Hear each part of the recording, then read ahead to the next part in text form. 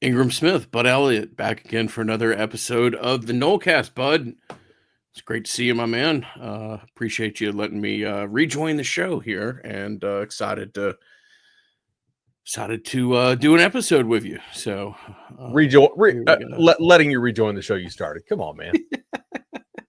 Yeah, no, having some fun with that, but great to be able to be back on the Nolecast for just kind of a one-in pop-in. We're going to record this morning, and then the software system that we use crashed. And while it would have been a hilarious joke to have been like, no, I swear Ingram rejoined the show, and then it got deleted. That was nice. So a couple things real quickly. So I announced on the Memphis preview that I was going to need to step away from the Nolecast for a little bit of time.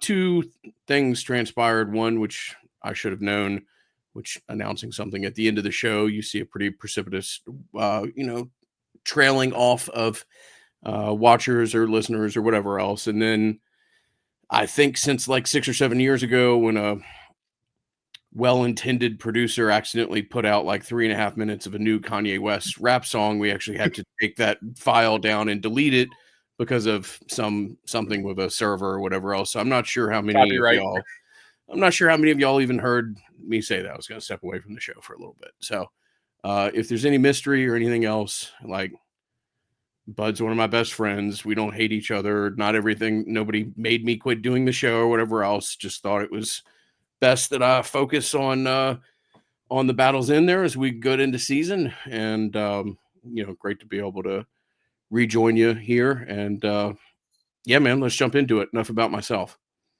Glad to have you back, buddy. So a couple things have happened since you've been gone. Florida State did lose a couple more ball games, just to fill you in on this. And they did make a good number of coaching changes, and they did finish relative to where they kind of were and how the season went. They finished pretty strong in the recruiting class. We'll talk about all those things on tonight's show. Thanks in no small part to you guys over at Battle's End on that last one there, the excellent finish to the recruiting class. So definitely get in and talk about that. But I kind of want to talk about some of these new coaches and what do we think about maybe the fit, maybe where they were in the pecking order, perhaps, in terms of who you wanted.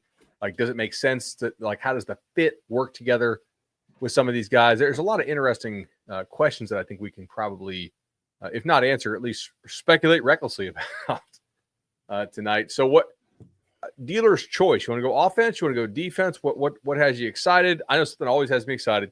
That's a legendary team. Chad does an awesome job. 844 FSU Loans, 844 FSU Loan. 600 plus Nolecast listeners have decided to get their home loan from Chad. Just crushes it, man. Working hard for you, getting you the best possible rate, knowledge of the market. If you call him, 844 FSU Loan, he's definitely going to give you a little bit of Nole talk, maybe a lot of Nole talk, actually, because we get it every single day from Chad and love it. So, yeah, man. Offense, defense, where do you want to go? Yeah, let's start on defense.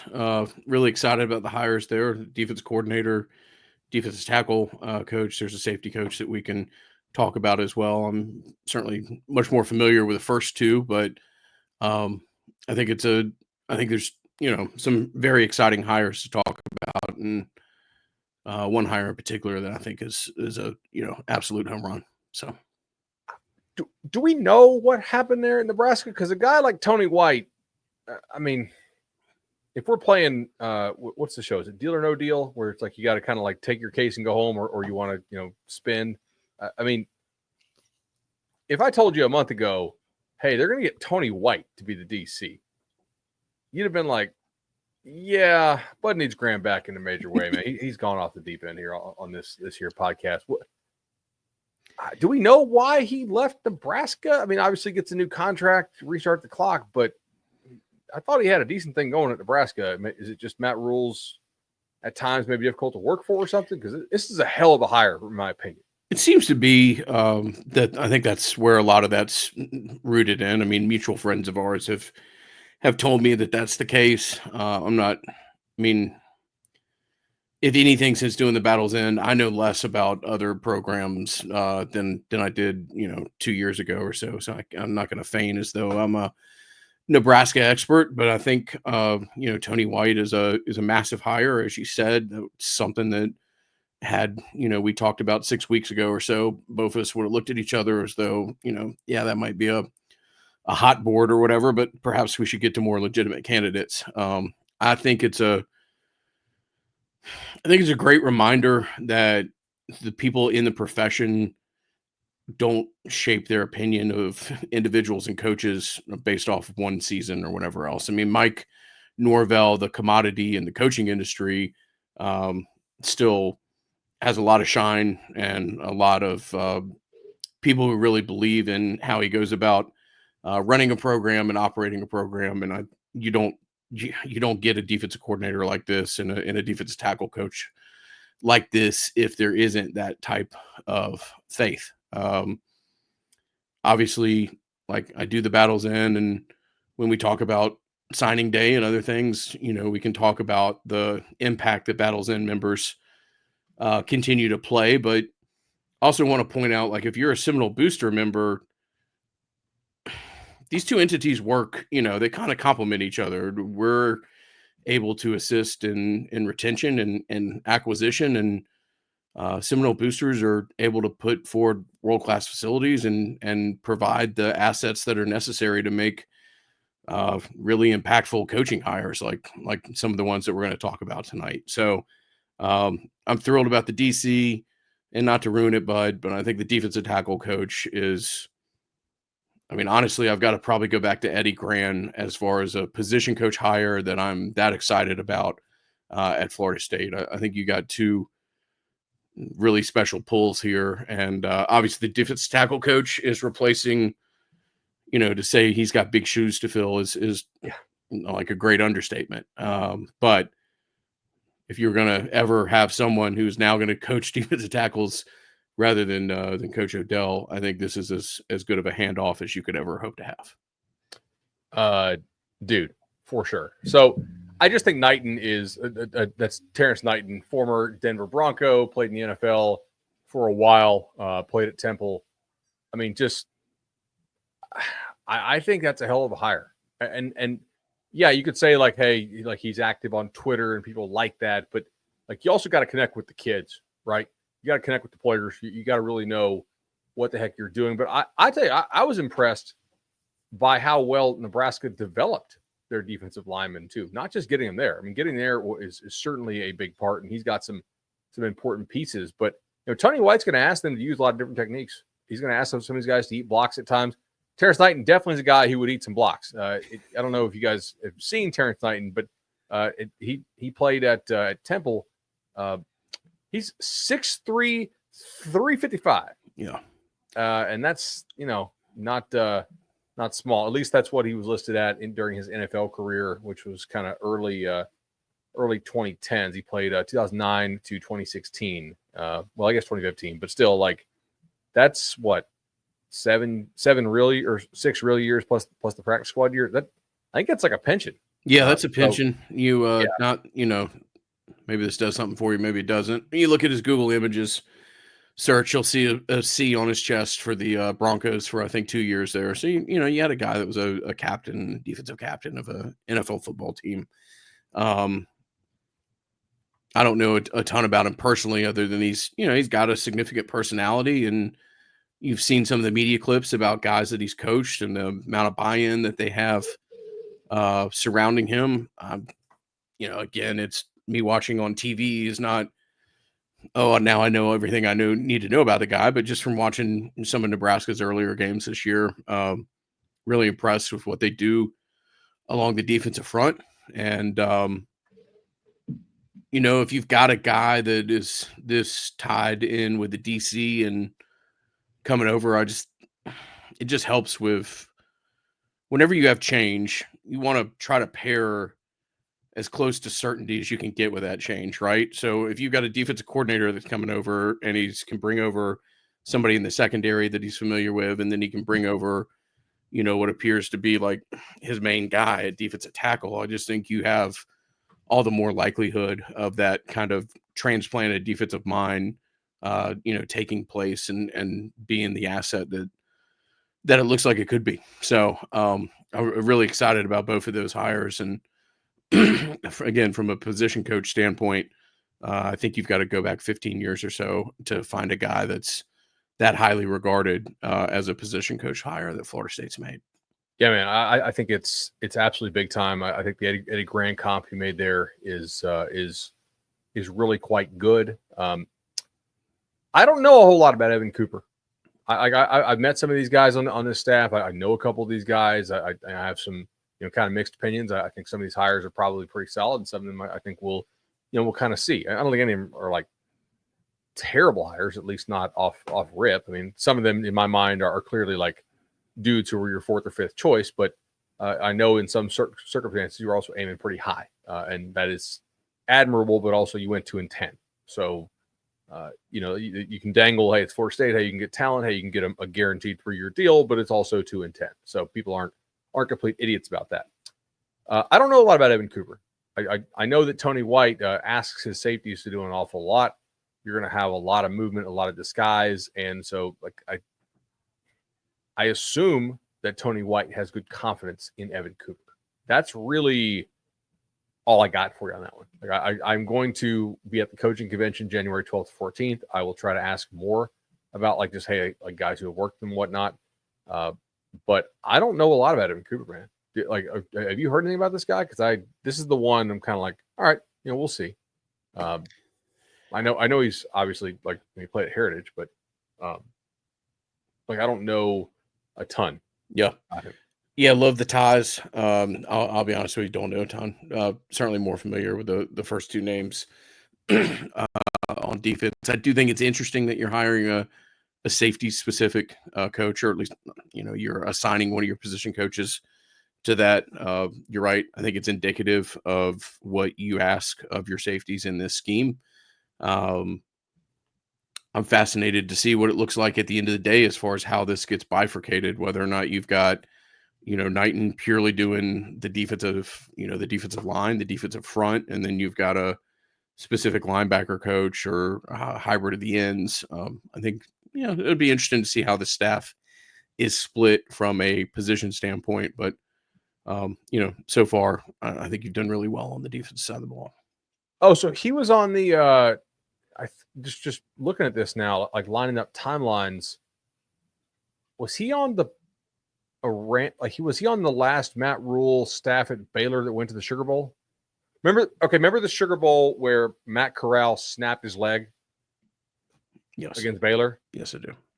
Which is a terrible way to remember it. But other than that, it was quite an unremarkable game because it was like 13-10 because nobody scored any points because Baylor couldn't score that year, and once their quarterback got nuked, neither could his.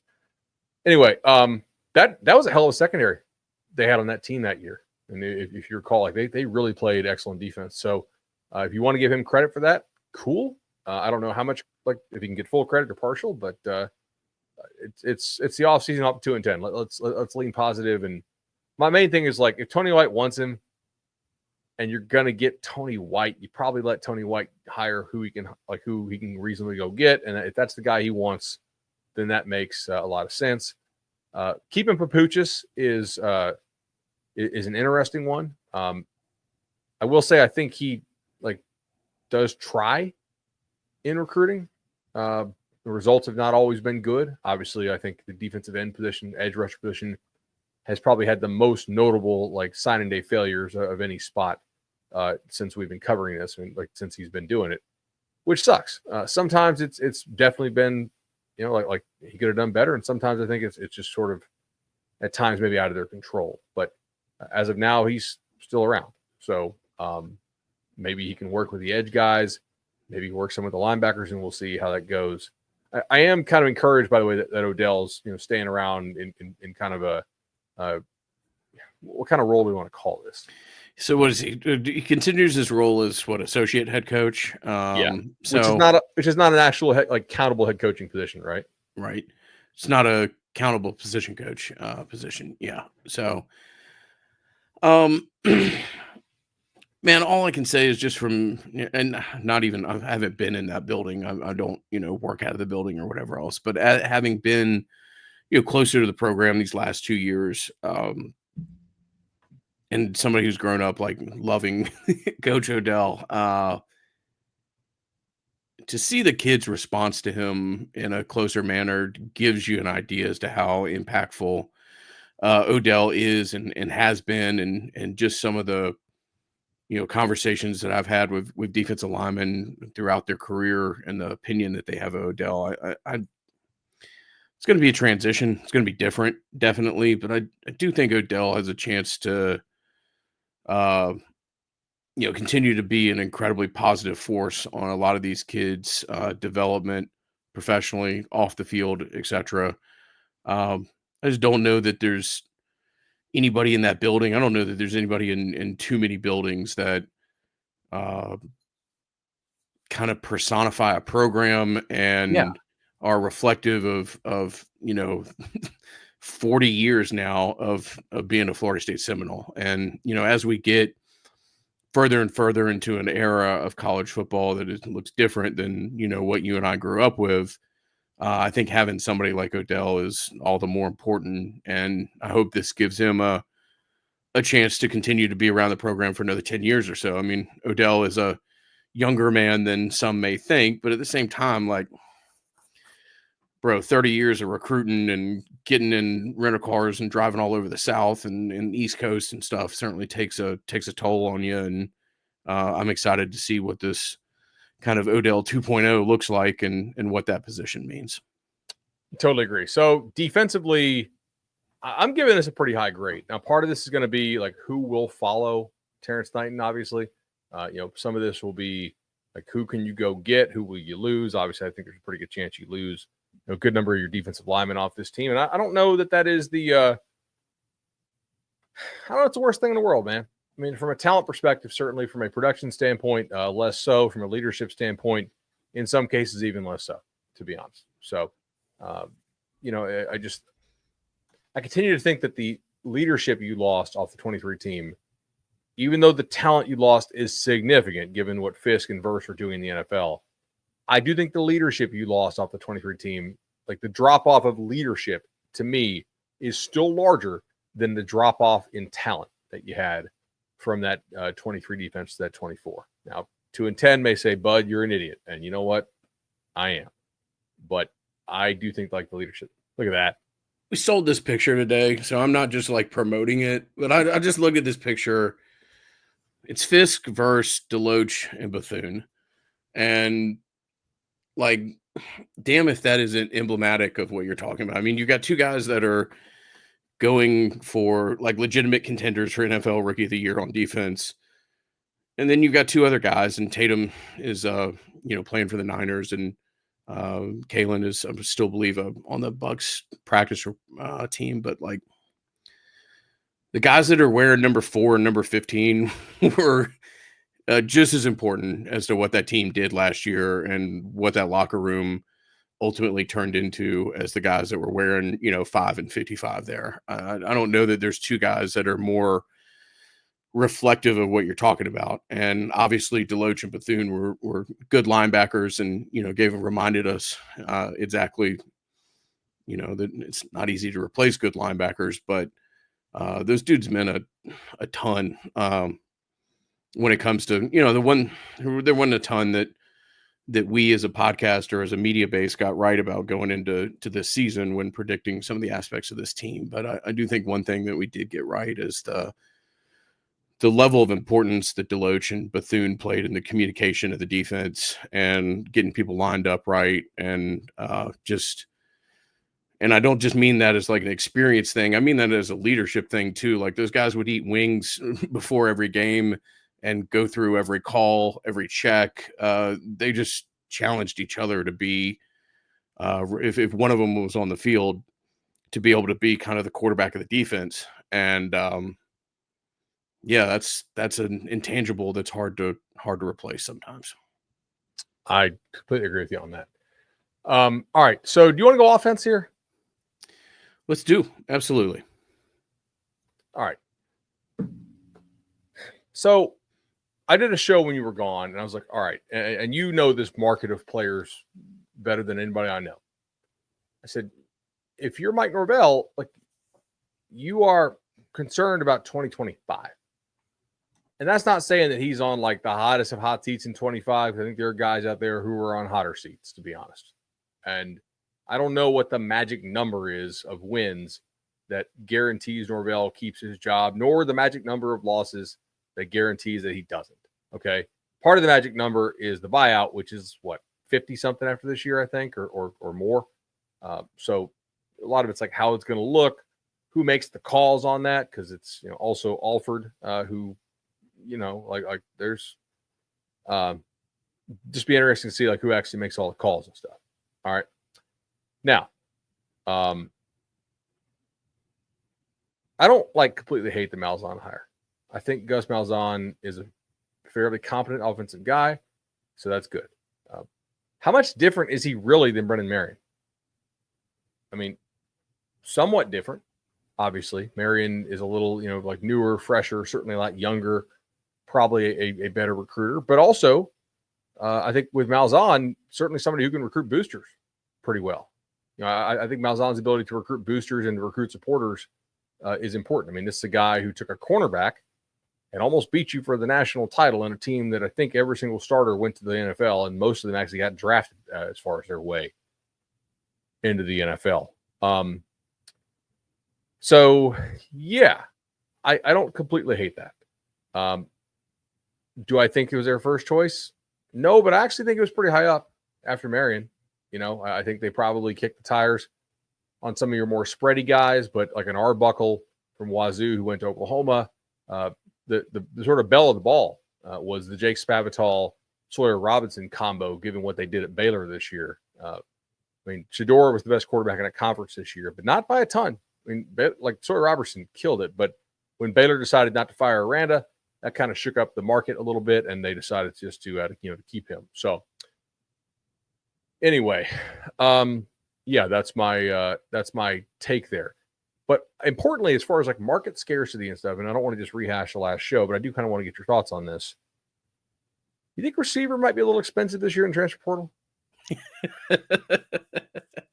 I think it's a we're about to see a very interesting portal, and this comes up every portal where somebody describes it a portal as unlike any other. No, this really is, man. I mean, you're seeing and I'm not officially commenting on anything about House or whatever else. I mean, how Florida State goes about doing that is Michael Alford's the appropriate person to speak on that or whatever else, but you can tell that, there is truly a sea change occurring with a formal revenue share plan. It's going to mean that everyone, has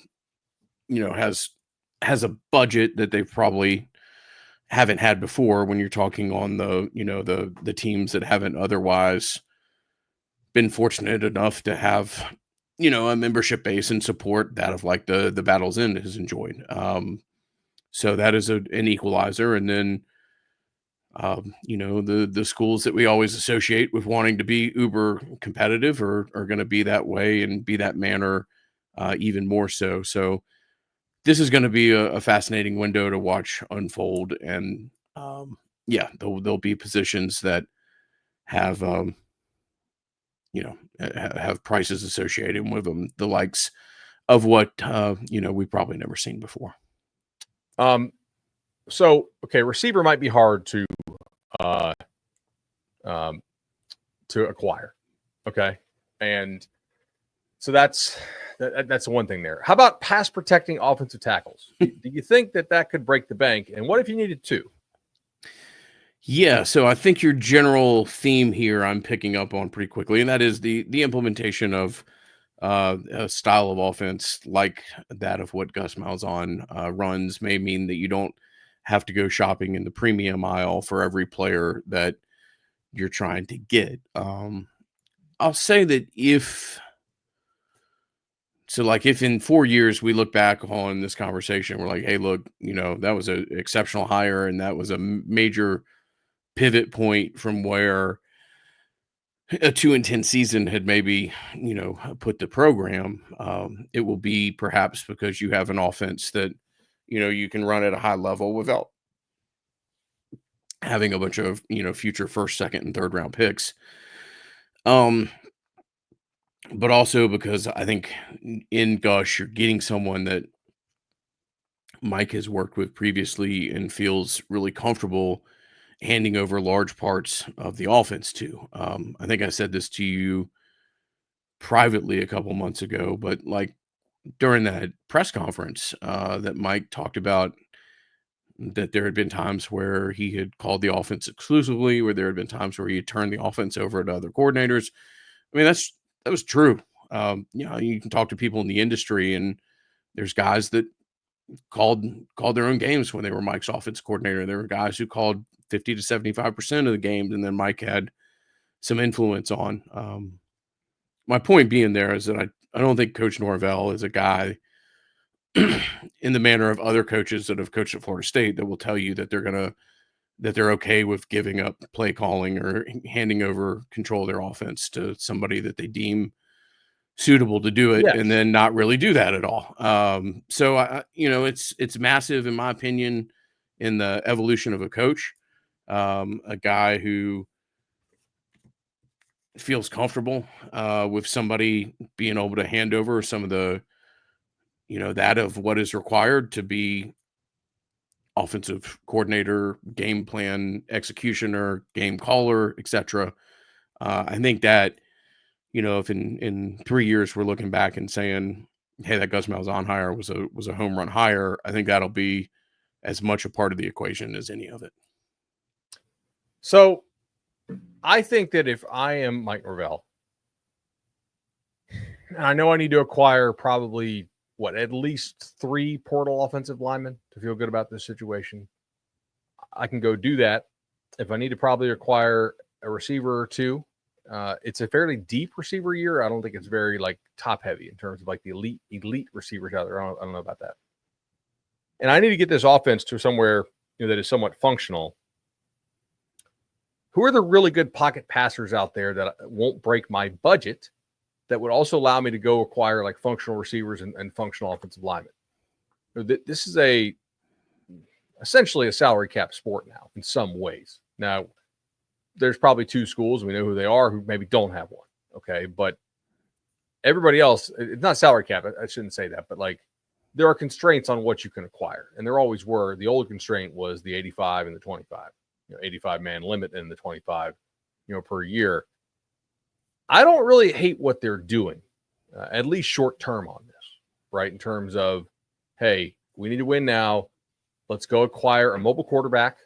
We like the backs that we have on this team. We like the run blocking possibilities that we have on this team. We can go get some receivers who, I don't want to even make it sound like they're being cheap, because I don't think they are, right? But like, some of these guys are gonna command just an absolute ton. I mean, there's rumors today, like I was already texting about it with folks, like there's rumors the top quarterback on the market might get 7 as a 1-year rental instead of going pro. Now, I don't think I really buy that, but like if you told me that they were going to pay him 5, I think I'd believe that. But it also says, shoot, like, do they not believe in the recent kids who they just signed? And so you kind of got to, like, I think there's a bit of like a chess game going on here. You got to balance what you can do. And if that's maybe a player at quarterback who Gus Malzahn has previously coached and with whom he's familiar, maybe the staff is familiar, or maybe it's another guy who uses his legs really well. I just don't think this team is set up to be reasonably like what is the reasonable path for this team to be a really good passing team in 2025? Unless you're going to go out and spend $30 million between House and Battle's End, I don't think that's not going to happen, probably, or like I don't see the path to it, because Hakeem has been slow to develop due to some injury stuff. I've never been like totally in love with Jaylen Brown. What's the real path then, like for there to like absolutely kill it passing the ball in 2025? I don't see one. I think the most effective way to play offense at 25 is probably run game, mobile quarterback, piece that together, save my job if I'm Mike Norvell. And thus, I think that's kind of what they're doing with these hires. Now, I think Herb Hand was probably like the 4th or 5th choice. Obviously, Herb Hand is a real media favorite. Obviously, I've met him before. I'm inferring this because of things I had heard, but also because if he was your first choice, the guy was just working for Gus. You would just bring him at the same time, right? You wouldn't just wait to do it, but we'll see. obviously he knows how to run Gus's system. And I think if UCF had a quarterback this year, then Gus Malzahn is not in Tallahassee, right? Like in some ways, them getting DJ'd, and by that I mean, like just but anyway, that's kind of I think like that's kind of one of the frustrations there. You whiff on a quarterback, you get a lot of blowback. You felt that in Tallahassee this year. Mm-hmm. Like you feel it kind of all over the place. Receivers coach is interesting. I will give Blostein some credit for this. He had mentioned Underwood a long time ago. That's a name I just kind of keep coming back to, man. I don't think I would hate that one. Sounds like Chris Thompson, Tony Tokar's, staying around. Yak, who, like, I know you mentioned this before on the show, like, is a guy who clearly puts the effort in. The results aren't always amazing, but like there are some guys on the staff who are like not putting in effort, not a high effort recruiter. And there's talent and then there's effort. And man, if you don't have recruiting talent, you better have recruiting effort. You got neither, you got to go. So, I don't know. Like, I don't hate what they've done here. I think you could disagree and say they should have gone a different direction. But at least I think what they did, like pieces wise, they fit. I will give them that. There is some logic to it.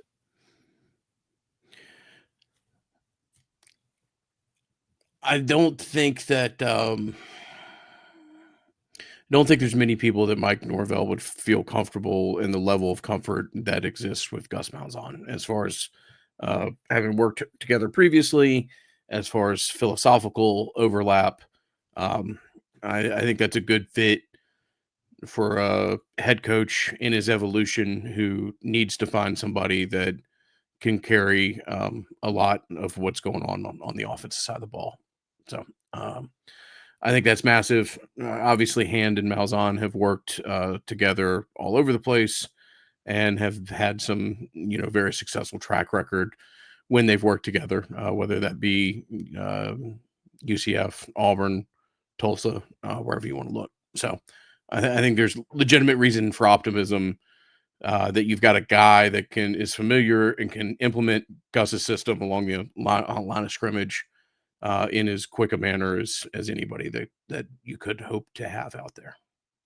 Exactly, man. All right. So I did get a text from a buddy of mine who's a college coach, and he's a big FSU fan. And obviously you can't comment on this player, so don't. But he's like, dude, like Malzahn and Castellanos, like the Boston College quarterback who FSU recruited as a running back and was at UCF for a while. It's like, dude, that's going to like kill their hopes of having a good passing game this year. And I was like, is the tail wagging the dog here? Because I'm pretty sure you go get that because you're not going to have a great, oh man. Does that make sense? I think I understood what you were trying to say there. Yeah. I get it. I mean, I think it's, you address what you can address and you try to turn, as many weaknesses to as close to strengths as you can in a short manner of time. And I think this offensive staff gives you as good of a chance to do that. Agreed. Now, with Croman leaving, I do think, and this is not just an FSU thing, it's anytime you have a staff that's on the hot seat. You have a bit of like a principal agent problem, where you familiar with principal agent problem? Loosely familiar with this idea. Yes. So like, the agent has a duty to the principal, but the agent's incentives may not align in the short and long term with the goals of the principal. The agent in this case being FSU staff, like their back office staff, that athletic director. Those guys' main goal is to stay employed and to win ball games. Now, like Croman in the long term, he is somebody who is probably going to get paid pretty well in the market, and obviously FSU, from what I had heard, very competitive in the space. So I just don't think that he wanted to play in Malzahn's offense because it's identified as more of like a running quarterback offense, and he does have some juice to his legs. He was an all-state safety. obviously a little bit lower classification, but still, like the guy does have the ability to move. I think if you had somebody, like if you had independent GM from head coach, which you have in the NFL somewhat, although a lot of time when you got to fire a coach, you got to fire the GM.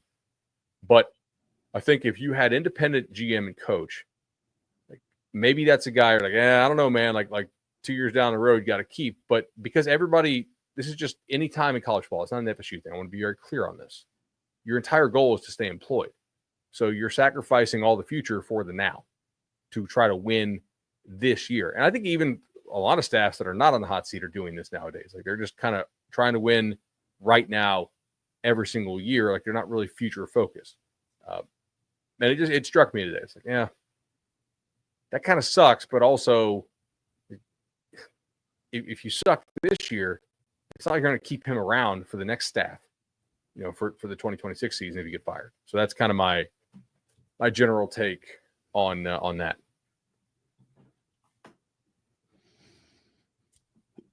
Oh, yeah, man. I mean, it's, you act in a manner in which you think you can get the ship turned around as quickly as possible. And exactly. That's what it is. All right. So a couple spots left to fill on the coaching staff. We will see, what else we got to do. Do you want to talk a little bit about Congruity? Good people at Congruity, Matt Lewis. I'll let you give the specific email address that he put together there. I'm a big of a fan of Matt as anyone could have, or as anyone could be, and have worked with him at numerous stops and have just watched him help bring us a level of organization and efficiency that we wouldn't have been able to have otherwise. So whether it be payroll, HR, all the other things that Congruity offers in a manner to help you optimize your business, we're big fans of working with Matt Lewis. Dude, totally crushes it. Matt at Congruity HR. That's where you need to email him. Does an awesome job. All right, so let's talk about this high school class. I think you're free to talk about this now, right? Yeah, I mean, I can acknowledge names and everything else. I mean, if the school's tweeted about it, then I can. No harm there. All right, Kevin Wynn. Way to go. Yeah, Terrence Knighton has got to be like. Yeah. Have you received a thank you card from Terrence Knighton yet on this one? Because you should. Many people need thank you cards before I get one, I can assure you. But no, I mean, Wynn is a hat tip to the coaches for being able to hold on to a commitment that, it's challenging to go into the state of Georgia and get a real difference maker along the line of scrimmage. And that's what this kid is. So, credit to a lot of people for keeping this. And I know, this is something that Odell put a ton of effort into as well. And, in today's world of college football, you have to be able to do everything. You have to be able to go into the portal and be competitive. You have to be competitive at the high school ranks. You have to bring kids in and develop them with your particular culture. But I think getting a player and keeping a player like Kevin Wynn's a massive step forward for Florida State and a one of the 3 to 4 real cornerstones of this class that has a chance to play a massive role in a turnaround. 0% chance I'd want to fight Kevin Wynn. Like this guy's hands would just knock you back. I love the contact balance is such a running back term, but like his ability to like play through physical contact, the ability to get people off him with his hands, the ability to control blockers with his hands, which is going to be really important in this Tony White defensive scheme. Guess what? Like that's important in any scheme, and he's damn good at it. So yes, I know Cooper Patagna on our 24/7 Sports signing day show that I was hosting down there in Lauderdale. He was talking about how like there are guys that they thought, okay, maybe had a little bit higher upside, based on like some quickness stuff or whatever, but it just kept coming back to just how like routinely he just destroyed whoever was trying to block him like in front, and just I was like, because we were talking before he had signed, and I was like, man, if I was a school, like a school's GM or collective or somebody donating, this is a guy I'd be very, very confident. Like, yeah, that's a guy right there. Just because of what he has shown consistently in high school. Yeah. Big body, heavy hands, and sometimes he doesn't just tackle you. Sometimes he picks you up and, does a suplex wrestling move as well. I mean, the guy's really exciting, kind of a, I don't know. I don't even think it's fair to compare kids to previous kids that have gone here, but just a really exciting piece to build around, and a massive get on the line of scrimmage. Absolutely. All right, next one. You want to say it for me? Chroma? Awesomeone? Yeah. So Awesomeone? Fans out there are going to want to know. Yeah. You want to say it for me and mispronounce his name, Ingram? No, you got it. It's Usman is the pronunciation of his first name. Usman. Usman Chroma. And it's excited. I mean, I'm hesitant to almost even say anything about this kid because I don't want to just bathe in hyperbole, but it's just wearing my Florida State fan hat here. It's just cited as a high school prospect as I've been in probably 4 or 5 years. I just think I think the sky's the limit, and I think in the offensive system that you're about to install, that this is an incredible piece to build around. Like, this is a conversation we've had since we started the Nolecast, but like, I just think I don't think I don't think you're ever going to be like kings of South Georgia or Southwest Georgia, particularly as long as the guy at Georgia is a Bainbridge High alum. But like, you got to have a presence there, man. There's only so many places that you can go and recruit, and if it's humbly, I'll suggest that if it's Alabama, Mississippi, or Louisiana, those are really tough places to recruit. If you're trying to shop on the premium aisle and go into those states. So I think you got to have a presence in South Georgia and Southwest Georgia in particular, and getting one of the better kids at a Lee County that's come through in quite a while is a massive step in that direction. And I mean, watch his highlights are incredible. Some of the better high school highlights I've ever seen. Look, he does not have this level of talent, but the style of running, and I don't think he has the same top end speed, and I'm giving all these kind of qualifiers because the name I'm about to drop on you is big. All right. So just stylistically, tell me you don't see Darren McFadden. Mm-hmm. Yeah. Yeah, in the top end speed, the jump cut stuff. McFadden's one of the fastest guys. The pull away he doesn't have, but the rest of the stuff, not many do. McFadden was ridiculous. That's why I'm like, not totally talent wise, because people are like clip it. Bud Elliott says Chromo's Darren McFadden. Sure. Catches the ball better than Derek McFadden. I mean, he's an incredible pass catcher. I'm excited, man. That's a great get. I know that kid was a priority for years for the staff, and sky's the limit. Legitimately, sky's the limit for that kid. Greg Thomas, we talked about a lot. Jesse Harold. This is like the one Florida kid that I did not get a chance to see in person this year that it actually bugs me I didn't get a chance. But the basketball stuff is really nice. Mm. And like, I think this is a dude who it's really worth taking a shot on. I told you this, a while back, because like, if he hits, think about how expensive he would be to bring him in, like you want to have him in your program already, especially if you trust your development, because this is a kid who needs to develop. Like, he's not fully formed as a prospect, but the potential there as an edge rusher is big time, I think. I mean, he also, I believe, is younger than grade level. So that's encouraging, like personally, now he does not really know what he's doing yet. This is not a player who I think is going to make a major impact, early on. And he is somebody who's going to have to take the strength conditioning stuff seriously. It does look like he gets by on like natural athleticism a good bit. But also, there's a damn lot of natural athleticism. So I think this is a really interesting kid. I wish he could have come to one of like the camps, or maybe I should have just gone over to see his game in person. But can watch those on Huddle, and was fairly impressed by some of the athleticism stuff that he showed. Not a guy who I think will project to play early. I think Kevin Wynn's going to play immediately. I don't think that Harold is going to be an impact guy early on for you, and that's okay. So anyway, top 150 player for us nationally at 24/7 Sports. Guy who does a lot of upside and potential. So also, we don't have verifieds on him measurement wise, as far as I know. He is a multi-sport kid, basketball, plays track as well. But if you watch him on tape, I don't think to me, he does not look 6'5". I think he looks like just watch it and tell me. You've done this a long time too.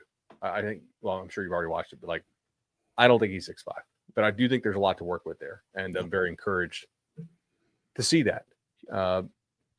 Greg Thomas. Zay Thomas, I think we already talked about him quite a bit on this show. Just an awesome prospect for FSU to get.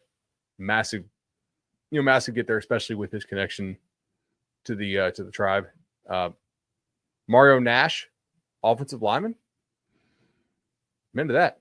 Yep. Yeah. Mario's a exciting prospect. Great to be able to contradict exactly what I just said a second ago and be able to go into Mississippi and get a player like that. So, shows what I know, but it's a big time get. Yeah. I mean, you just need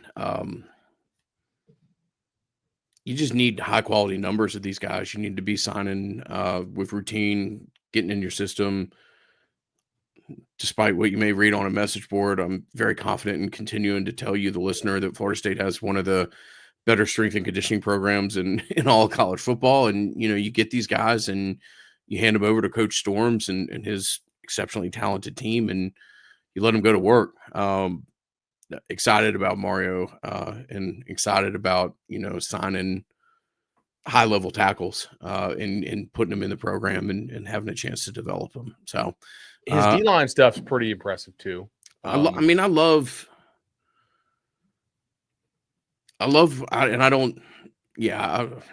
you're much more a professional talent evaluator than I am. And so I don't fancy myself that, but you can certainly see athleticism by watching a guy play other positions that can help you project to what he's going to be at his native position, so to say. And when you see a guy that ultimately is going to play tackle and play out on the edge and need the type of feet that's necessary to block high-level collegiate defensive ends, that watching tape of him as a defensive player can give you a lot of excitement and optimism that he has those traits. Completely. Yeah. All right. Let me see what else we have here. Okay. Javon Boggs, interesting player here. So I think a high floor player. If I told you that he was going to be Ja'Kai Douglas, if we're playing like deal or no deal, I think I hit the deal button there.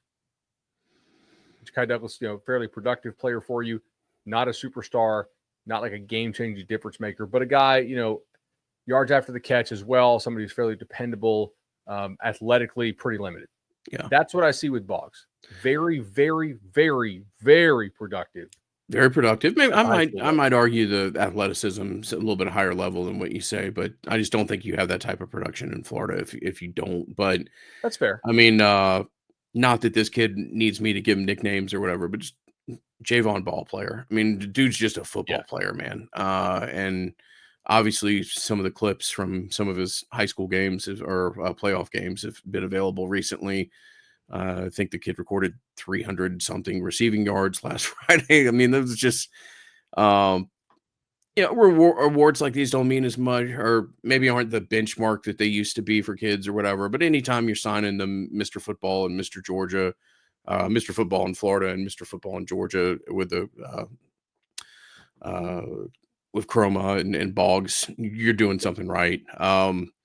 Another situation where your incoming offensive staff is as familiar with this kid as you could possibly be. Yeah, I was excited about this one on signing day too, and I wrote all the members of the Battles in an email today, and like, man, this year was tough. This year was hard. This year was incredibly challenging, and our retention rate of members was at a level that I would have thought would have been much lower had you told me you're going to go 2-10. Legitimately retained, upwards of 85% of our membership, which is exceptional. And if you're listening to this and you were part of that 85, you played a large role in Florida State being able to go out and continue to be as attractive an option as they are, despite that record. So I certainly thank all the Battles In members and encourage those of you who, were justifiably frustrated, and whether you paused or canceled your membership, to give consideration to rejoining, because we're going to need more days like signing day to get the program back in the direction and the place that we all want it to be. So Boggs was something that I was particularly excited about. I don't want to build him up as like an immediate plug and play guy, but because I think he can play early, he fits some of the things with the system and familiarity of the system, and where he is in his development, I think you may see this kid earlier than some might expect. So agree with you on that. I mean, I think he's, in some ways, I think he's kind of close to a finished product, right?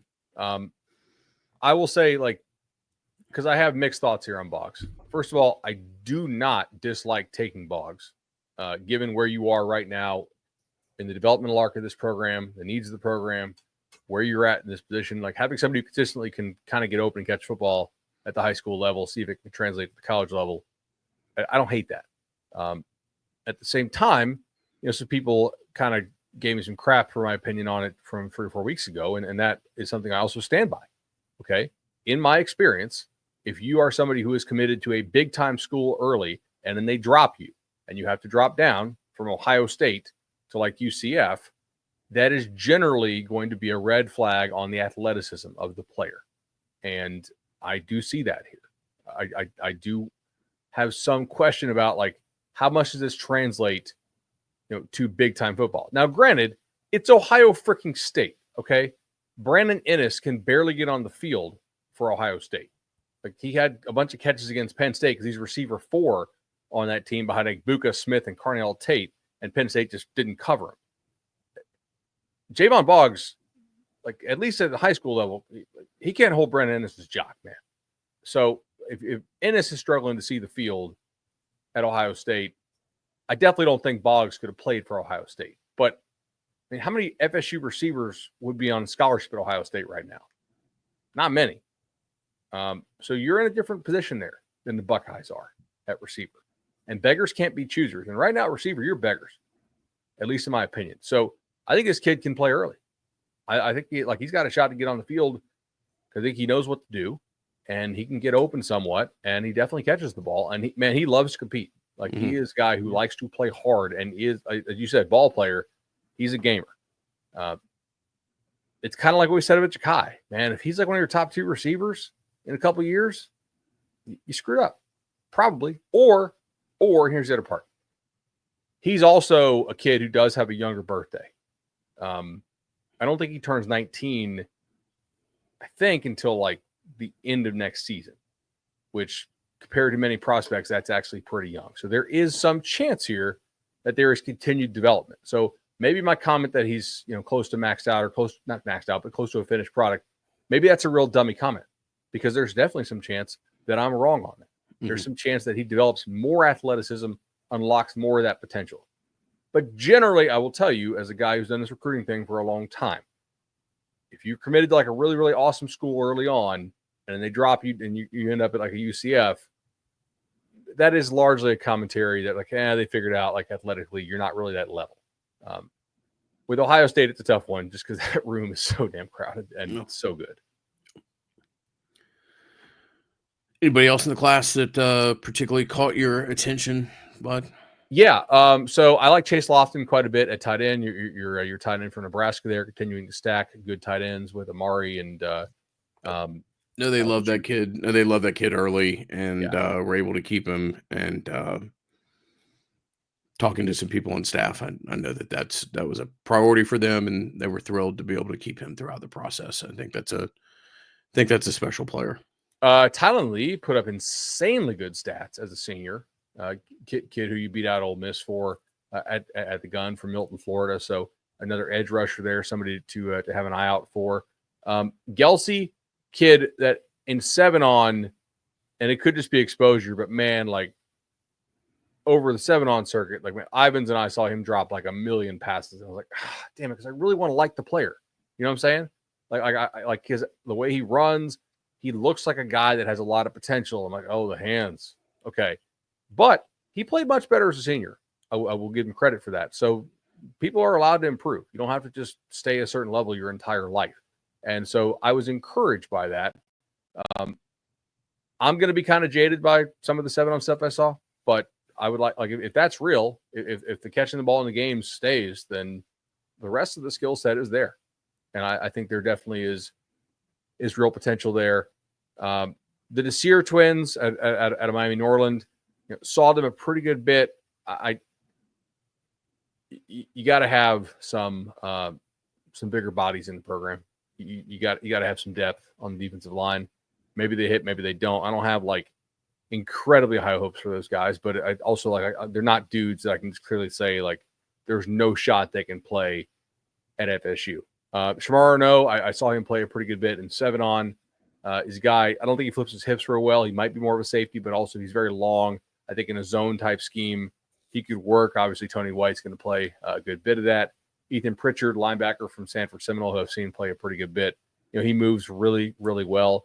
I never saw the Coleman kid, the JUCO out of Mississippi, but obviously, you're going to need a lot of help on the defensive line. Kevin Sperry, the quarterback out of Texas. Obviously, we know that Wisconsin kind of, gave, was very, very interested in Carter Smith out of Bishop Verot, NIL wise, and really kind of went all out there from what I had heard, not through Battles End folks, but just through some other sources. Oh, he's from in the industry. Fort Myers, where you're from. So right, exactly. And so, congrats to him. Obviously, secured the bag. Sperry was, to be honest, he played on a super loaded team. They had a really, really good running back who went to Oklahoma, who he was handing off to. When I saw him play, because at the time he was committed to Oklahoma, I was like, yeah, I don't think he's an Oklahoma quality player, to be honest. Other guys who I know saw him at both of the Elite 11 regionals were generally pretty surprised that he got the invite to the Elite 11 finals, and I think their skepticism was justified based on how he performed out there. So we'll see. I was never overwhelmed with him. He does move around pretty well, and he is a guy who you want to call him a winner, but how do you separate winner from playing on an extremely loaded high school team? Aquinas' quarterback is always a winner, and so is IMG's quarterback, and they're not always, winners at the college level. So we'll see. I mean, there's no guarantees here. Max Redmond, kind of a bigger bodied safety. I found him to be a little bit stiff, but other people who've seen him a lot disagree with me. So we will see on that. I'm very open to being wrong there. And let me see here. I saw Sean Perrette a good bit. He's fine. Your offensive lineman from Georgia. I never saw the kicker from Venice. I just kind of missed my chance to get over to Venice to see their kicker. And I did not get a chance to see Jordan Scott in person, your Mississippi Junior College kid, receiver. But 6'7" is fun. Quite a bit. Maybe a little Johnny Wilson role there. Old Magic is an exciting prospect in his own right. Shamar, no, I'll just circle back to him. I think you're right in saying he's kind of like a Stoops defensive back of 10 or 12 years ago, right? Or 14 years ago. I mean, that's the type of guy that he would recruit for his system. Plays at a great program, Carrollton. I continue to believe that, each state has 5, 10, 15 programs that are as close to a replica of college that you can get at the high school level. Carrollton's absolutely one of those programs in the state of Georgia. you're right. Maybe it's a DB. Maybe the kid grows into safety. He's got a big, long frame, but wouldn't surprise me if in 3 or 4 years we look back and go like, that was a pretty significant get. I think, depending on where you look, he's a high 3 or a 4-star prospect. Yeah, From a tools something there. perspective, that kid is a 4-star player 100 every day out of day. I think there's something there, as you just said. I'm excited about him. We'll see what it looks like once he gets to campus. Completely. All right. That's really it on the recruiting front. Overall, given that you went 2-10, and look, I do want to give you guys credit for this because I had previously said on the pod, and I had said this on Cover 3 as well when things weren't going bad. I was like, look, I think they need better high school recruiters. I think they need better operational management there in terms of specifically Norvell holding guys' feet to the fire in terms of how hard they work at recruiting. And that I thought that for the most part, when FSU was winning big time recruitments, they were like winning it on NIL opportunities. Not always, obviously. And that's a big part in any big recruitment now. Like nobody's winning a big recruitment anymore without NIL. Like Bryce Underwood just didn't all of a sudden decide he loves Michigan, right? He loves the Michigan alumni quite a lot now, I would think. But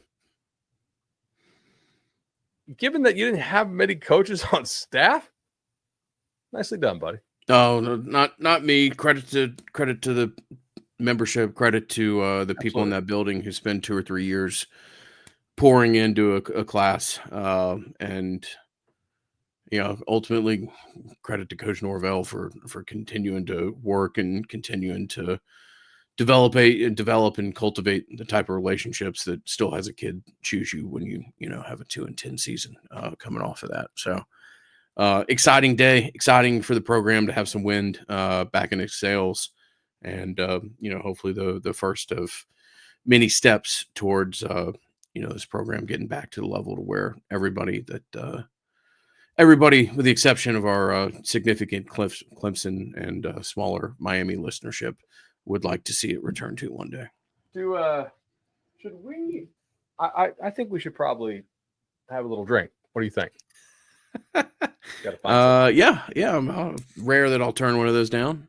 Well, I mean, hey, man, we have a new team, a new person to invite, I believe, to our drinking. Actually, this week, Penelope, not sponsoring the show, but I just wanted to.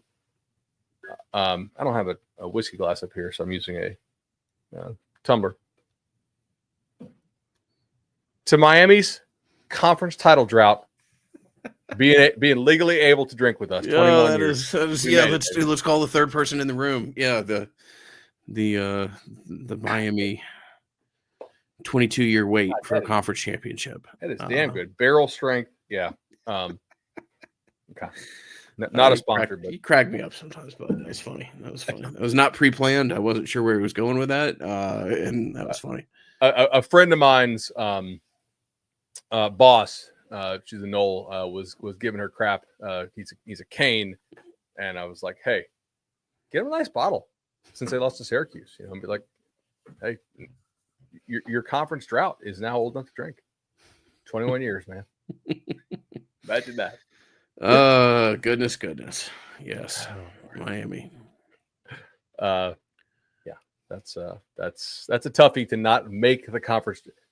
What kind of odds do you think we could have gotten? Like, hey, Clemson's going to go 9-3. Florida State's going to go 2-10. Louisville's going to go 7-5 or 8-4. NC State's going to go like 7-5. Carolina's going to go 7-5.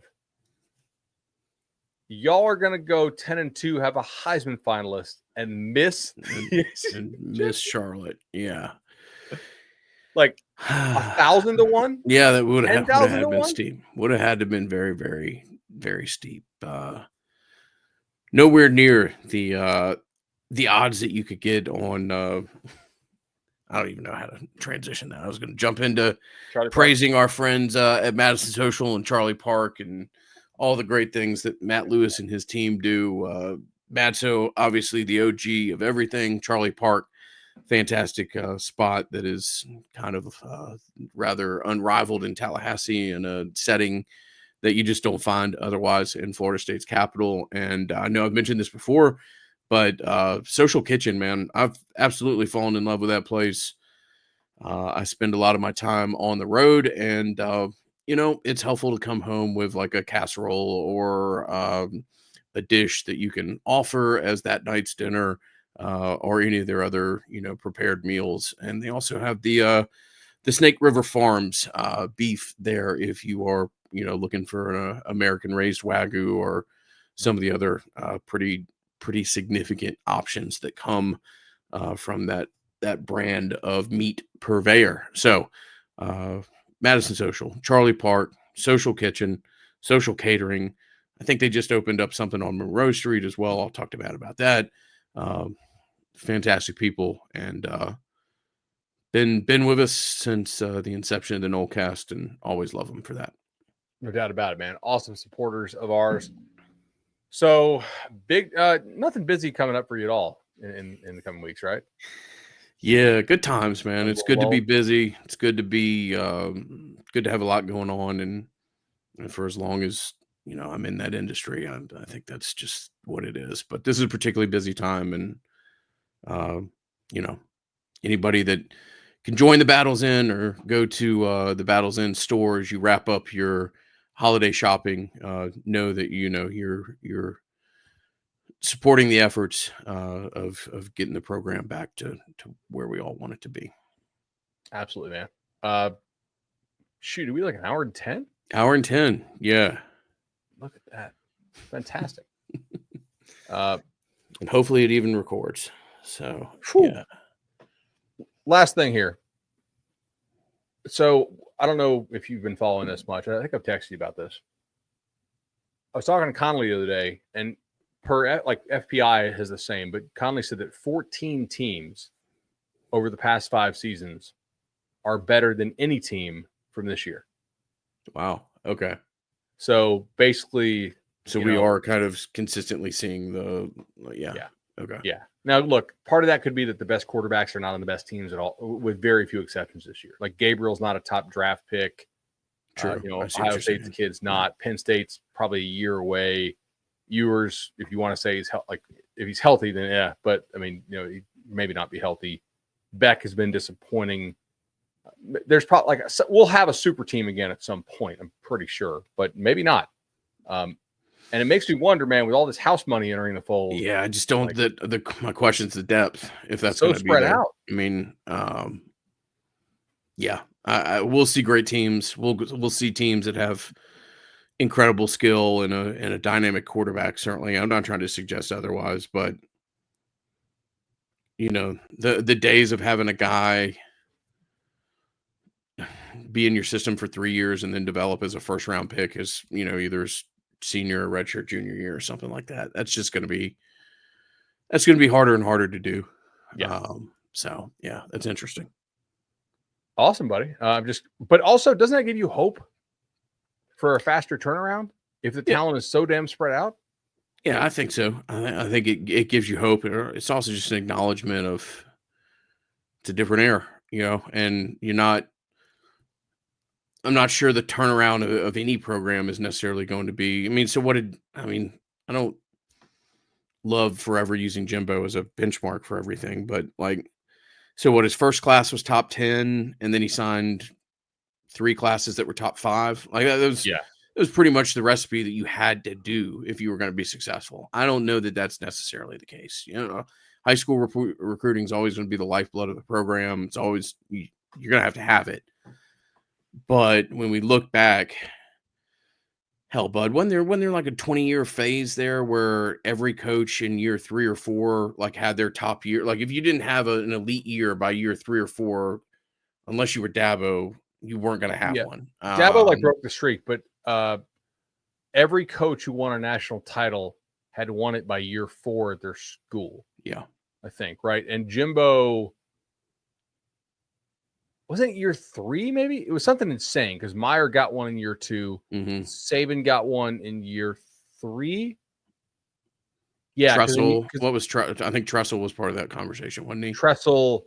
It was just small sample size theater of the absurd, but people would propagate it into this you have to do it. But there was a real thing there because like the new coach smell. the ability to get these ridiculous transition classes, all that kind of stuff. Like that part was real. Like there was some kind of signal to the noise, so to speak, there with that back in the day. And I don't know that has to exist anymore, obviously.